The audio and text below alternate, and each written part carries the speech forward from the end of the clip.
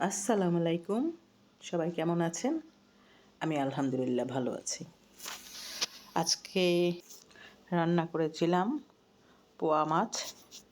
এই মাছটা অনেক মজার একটি মাছ, কিন্তু আমার বাসায় আমার ছেলে মেয়ে, আমার হাজব্যান্ড এরা মাছ খেতে তেমন পছন্দ করে না।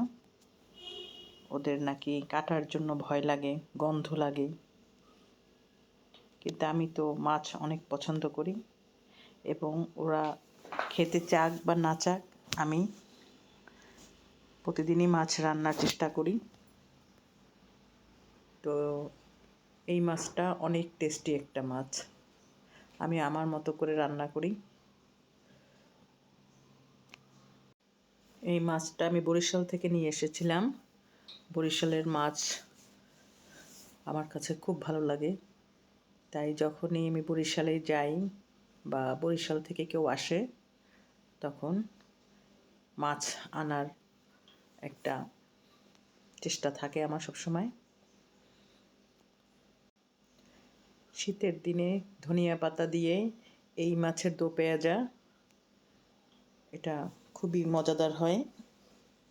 সাথে যদি টমেটো পেস্ট দেয়া যায়, টেস্টটা দ্বিগুণ হয়ে যায়। সবসময় চেষ্টা করি নিজের হাতে রান্না করার। তো আপনি মশলা যত কষাবেন, তরকারির স্বাদ দ্বিগুণ হয়ে যাবে। মশলা কষানোর উপরেই ডিপেন্ড করে আপনার রান্নাটা কেমন হবে।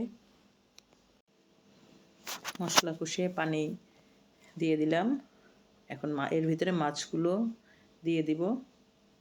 একদম মাখা মাখা হয়ে আসলে ধনিয়া পাতা দিব। ধনিয়া পাতা খাবারের টেস্টকে দ্বিগুণ করে দেয়। এখানে ধনিয়া পাতা না থাকলে ভাজা জিরের গুঁড়ো দেয়া যেতে পারে, কিন্তু আমি বলবো ধনিয়া পাতাই বেস্ট। এই তো হয়ে গেল মাছ রান্না। সবাই ভালো থাকবেন। আল্লাহ হাফেজ।